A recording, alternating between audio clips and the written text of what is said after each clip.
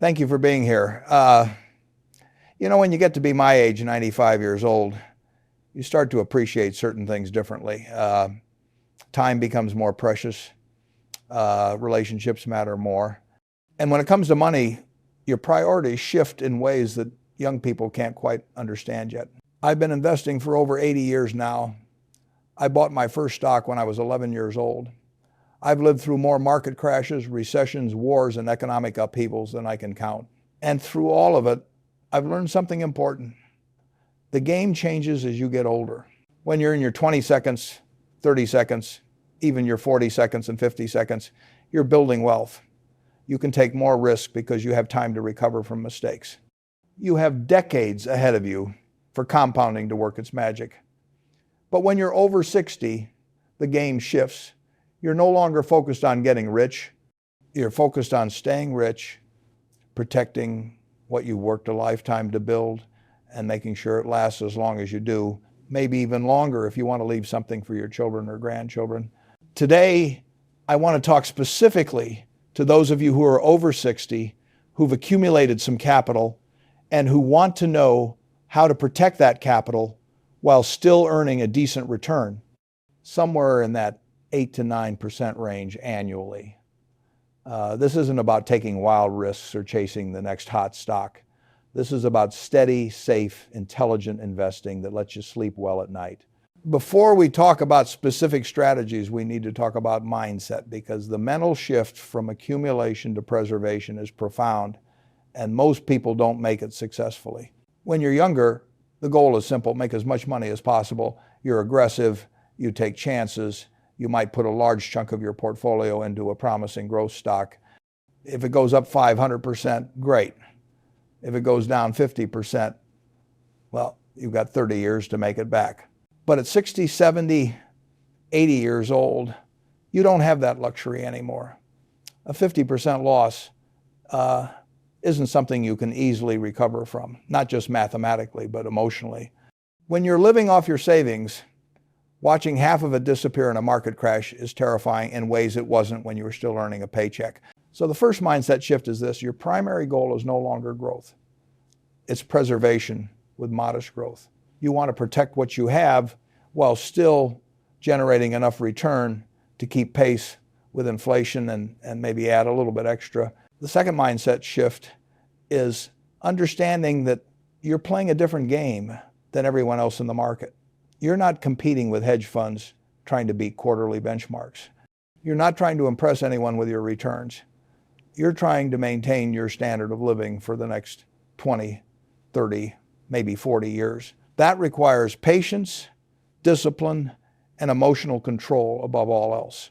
I've said this many times, and I'll say it again because it's the foundation of everything. Rule number 1 is never lose money. Rule number 2 is never forget rule number 1. Now, people hear that and they think I'm being cute or clever. I'm not. I'm being deadly serious. When you're over 60, capital preservation is paramount.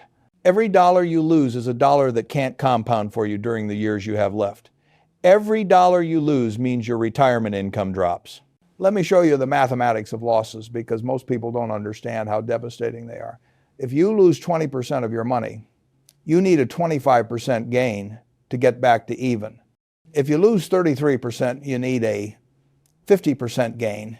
If you lose 50%, you need a 100% gain just to recover. Think about that. In 2008, during the financial crisis, the stock market dropped about 55% from peak to trough. If you had $1 million at the peak and you wrote it all the way down, you had $450,000. To get back to $1 million, you needed your portfolio to more than double. That took years. And if you were 65 years old and living off that portfolio, those were brutal, stressful, sleepless years. This is why capital protection is so critical.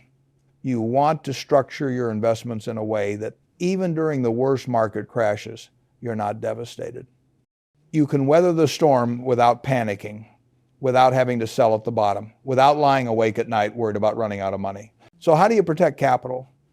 Let me give you the principles I've followed for decades. First, avoid speculation. I can't emphasize this enough. At your age, You have no business speculating on cryptocurrency, on penny stocks, on options, on commodities, on forex trading, or on any of the other get-rich-quick schemes that people promote. Speculation is not investing. Speculation is hoping that someone will pay more tomorrow for something than you paid today, without any underlying economic rationale. That's gambling, and the older you are, the less you can afford to gamble. Second, stay away from complex financial products you don't understand.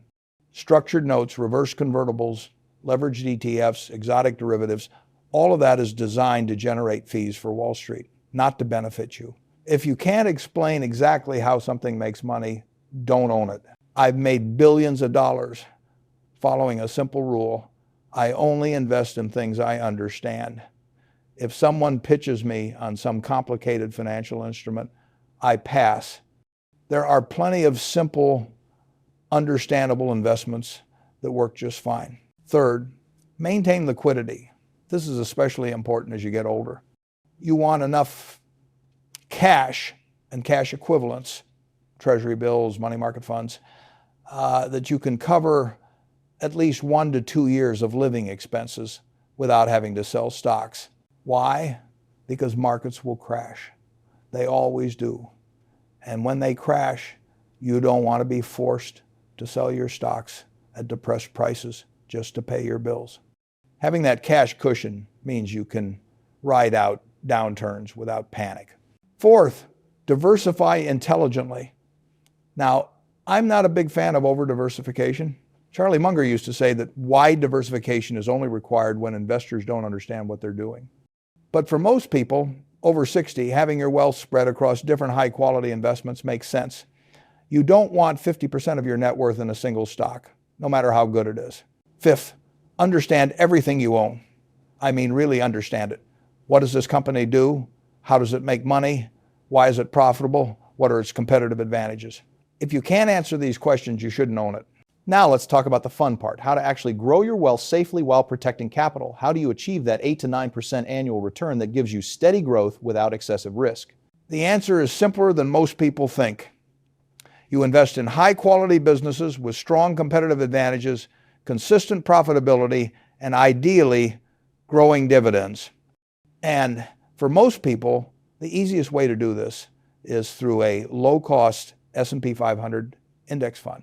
I've recommended index funds for years, and I'll keep recommending them because they work. When you buy an S&P 500 index fund, you're buying ownership stakes in 500 of America's largest and best companies: Apple, Microsoft, Amazon, Alphabet, Berkshire Hathaway, Johnson & Johnson, Procter & Gamble, Coca-Cola, all of them.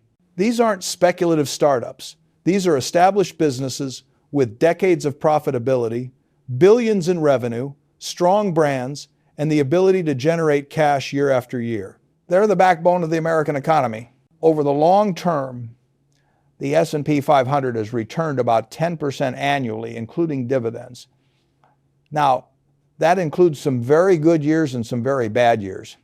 But if you're looking for 8 to 9% returns, this is absolutely achievable with a diversified portfolio of quality stocks or index funds. Let me explain why dividends are so important, especially for older investors. When you own dividend-paying stocks, companies send you cash regularly, usually quarterly. You don't have to sell shares to generate income. The cash just arrives. Take Coca-Cola, a company I've owned through Berkshire Hathaway since 1988. We paid about $1.3 billion for our stake. That first year, Coca-Cola paid us about $75 million in dividends. Today, decades later, Coca-Cola pays us over $700 million annually in dividends from that same investment. Our dividend income has grown almost tenfold, not because we did anything, but because we owned a wonderful business that consistently increased its dividend.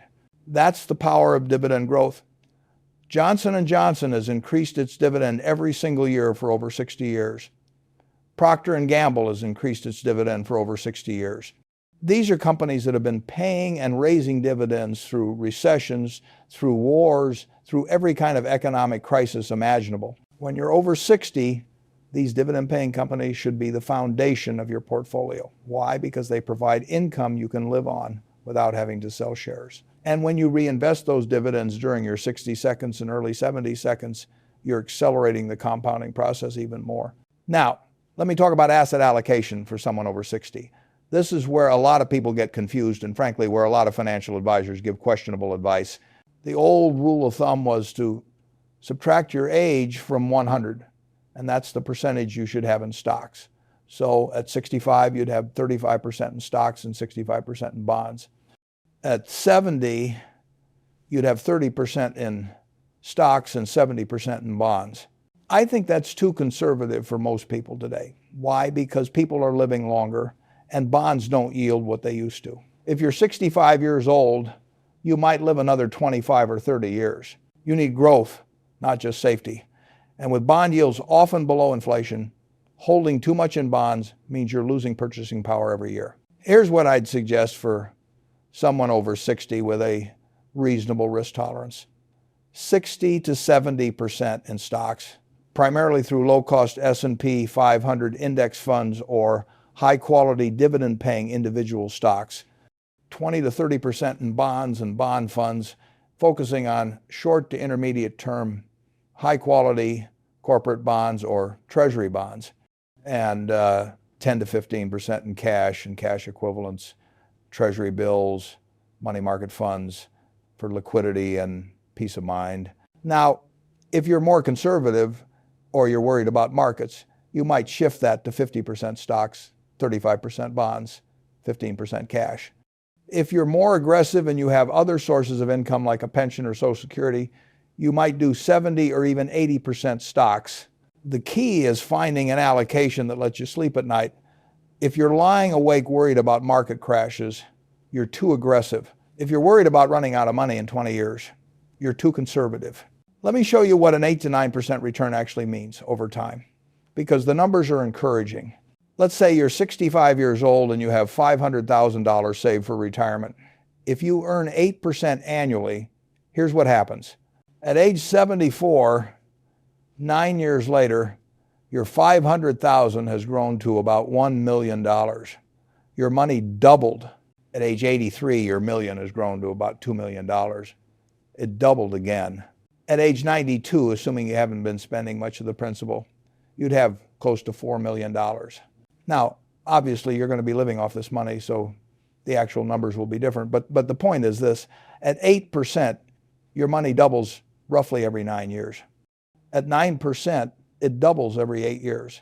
This is the power of compound interest, and it doesn't stop working just because you're older. Let me give you a more realistic example that includes withdrawals. You're 65 with $500,000. You follow the 4% rule, withdrawing $20,000 in your first year, and you increase that withdrawal by 3% annually to keep pace with inflation. Your portfolio earns 8%. After 10 years, at age 75, despite taking out $20,000 to $30,000 per year, you still have about $670,000. After 20 years, at age 85, you still have about $750,000. After 30 years, at age 95, you still have about $690,000. In other words, you'll likely never run out of money if you're disciplined, if you earn reasonable returns, and if you don't panic during downturns. Now let me tell you about the mistakes I see older investors make over and over again, because these are the traps you need to avoid. Mistake number one, trying to time the market. People look at their statements, see the market at all-time highs, and think, I should sell now and get back in when it's lower. Then the market keeps going up and they miss out. Or they sell, the market crashes and they're too scared to buy back in. They miss the recovery. I've been investing for 80 years and I've never successfully timed the market. I don't know anyone who has done it consistently. The best approach is to stay invested in quality assets and ignore the short-term noise. Mistake number two, chasing yield. When interest rates are low, people get desperate for income. They see some bond fund yielding 8 or 10% when treasuries are yielding 4%, and they think they found a great deal. Usually that high yield comes with high risk. High yield bonds, also called junk bonds, are called junk for a reason. When markets crash, these bonds get crushed. Don't reach for yield. If something is paying significantly more than everything else, there's a reason, and that reason is usually risk you don't want. Mistake number 3, overtrading. Some older investors, especially those who are bored in retirement, start trading frequently. They check their accounts daily, they read financial news constantly, they buy and sell based on headlines. This is a disaster. Every trade costs money and taxes and mental energy. And study after study shows that frequent traders underperform buy and hold investors.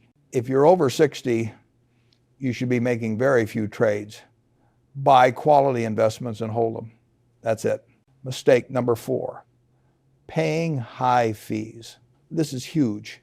If you're paying a financial advisor 1% of your assets annually, that's $5,000 a year on a $500,000 portfolio. Over 20 years, assuming growth, you might pay $150,000 or more in fees. That's money that could have been compounding for you. I'm not saying all financial advisors are bad. Some provide real value, especially with tax planning and estate planning. But make sure you understand what you're paying and what you're getting. Often you're paying someone to tell you to buy index funds, which you could have done yourself for free. Mistake number 5, falling for scams and high-pressure sales tactics. Older investors are targeted constantly by scammers.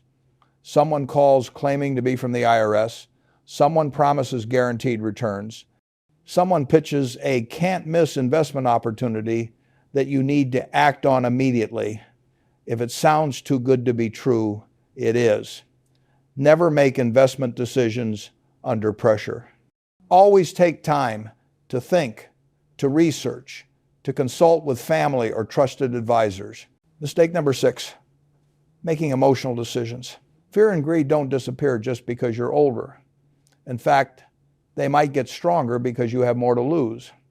When markets crash, fear makes you want to sell everything. When markets soar, greed makes you want to chase returns.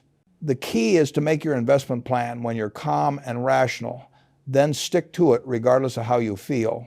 Write down your allocation, your strategy, your rules, and when emotions hit, refer back to that plan. I've lived through every major market crash since the 1,940 seconds. The crash of 1,973 to 1,974 was brutal. The market dropped nearly 50%, and it felt like the world was ending. In 1987, the market dropped 22% in a single day. People were in complete panic. In 2008, we had the worst financial crisis since the Great Depression. Banks were collapsing. The market dropped 55%. In 2020, when COVID hit, the market dropped 34% in less than a month. Every single time, the headlines screamed that this was different, that this was the end, that you should sell everything and hide under your bed. Every single time, the people who panicked and sold locked in their losses and missed the recovery. Every single time, the people who stayed calm, who stayed invested, who maybe even bought more, came out ahead. Be fearful when others are greedy, and be greedy when others are fearful. This is one of my most famous quotes, and it's especially important for older investors. When everyone else is panicking, that's when you should be most confident in your strategy. Now let's talk about income strategy, because this is what retirement's really about. Generating enough income to live comfortably without running out of money. The traditional approach is the 4% rule. You calculate 4% of your portfolio value and withdraw that amount in your first year of retirement. Each subsequent year, you increase the withdrawal by the inflation rate. Historical data suggests this approach gives you a very high probability of not running out of money over 30 years. So if you have $1 million, you withdraw $40,000 in year 1. If inflation is 3%, you'd withdraw $41,200 in year 2, and so on. Now, I think the 4% rule is a good starting point, but it's not a rigid rule. In years when the market is up big, you might withdraw 5%. In years when the market is down, you might withdraw only 3%. Flexibility is important. Here's where dividend-paying stocks become so valuable. If your portfolio yields 3% in dividends, you can live off those dividends and only need to supplement with 1% from selling shares. This means you're selling far fewer shares, which means your principal lasts longer, which means you're less vulnerable to market downturns. Let's say you have a $1 million portfolio yielding 3%. That's $30,000 in annual dividend income. If you need $40,000 to live on, you only need to generate an extra $10,000 by selling shares.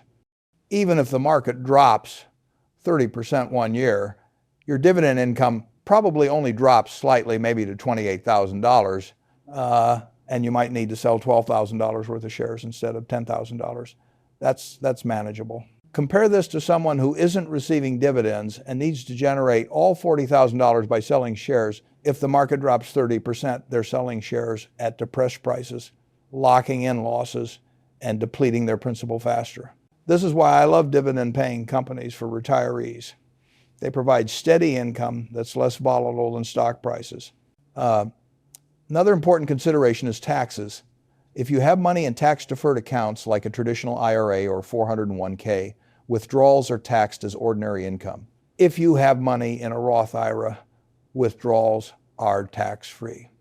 If you have money in a regular taxable brokerage account, you pay capital gains taxes on profits when you sell, and you pay taxes on dividends, but qualified dividends are taxed at lower rates than ordinary income. The order in which you withdraw from different accounts can make a huge difference in how long your money lasts. Generally, financial planners suggest spending from taxable accounts first, then tax-deferred accounts, and saving Roth accounts for last because that money grows tax-free. But this is an area where working with a good tax advisor or financial planner can really pay off. Tax planning is complex, and small decisions can add up to big money over 20 or 30 years of retirement.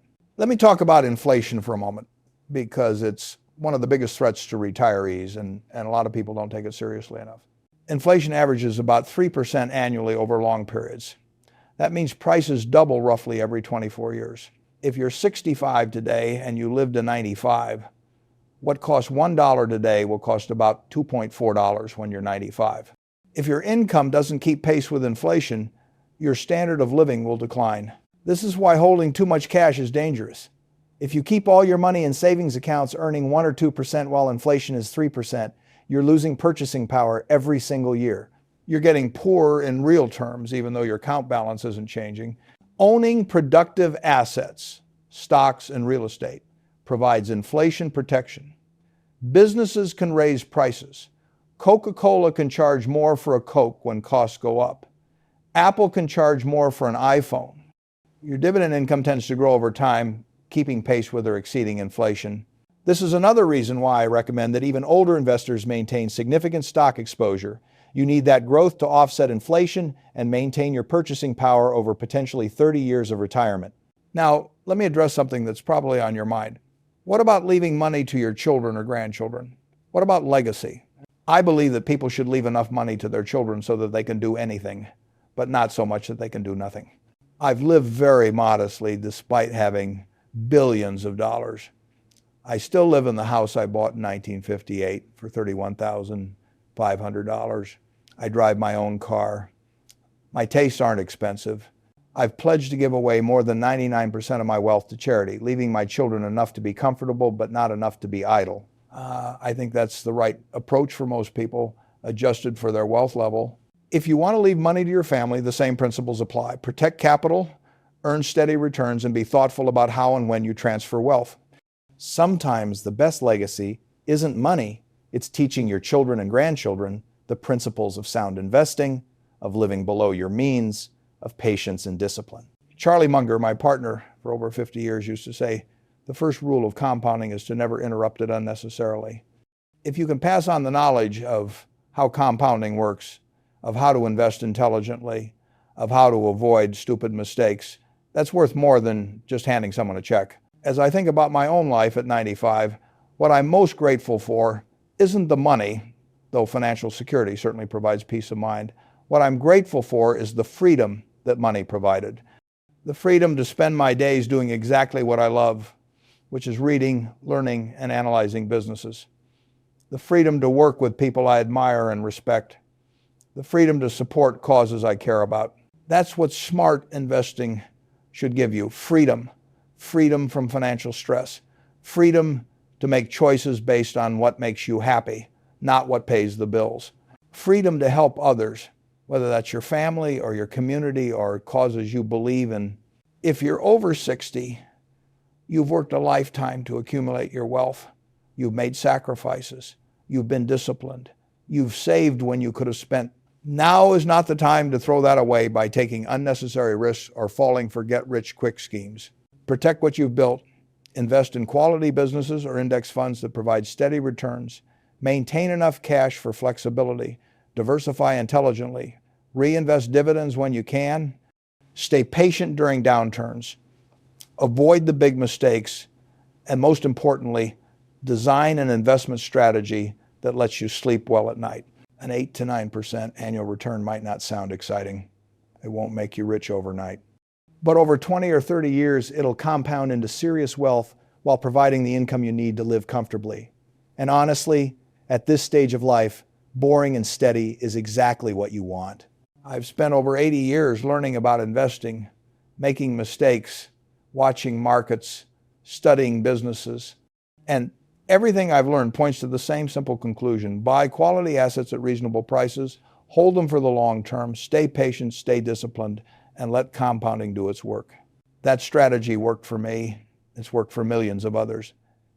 And it'll work for you, whether you're 65 or 75 or 85 years old. It's never too late to start investing intelligently. It's never too late to protect what you have. It's never too late to build the financial security and peace of mind you deserve. Thank you for listening, and I wish you all the best on your investment journey. Remember, the goal isn't to die with the most money. The goal is to live well, to have the resources you need for as long as you need them, and to leave the world a little better than you found it. Now go out there and invest wisely. And whatever you do, don't lose money.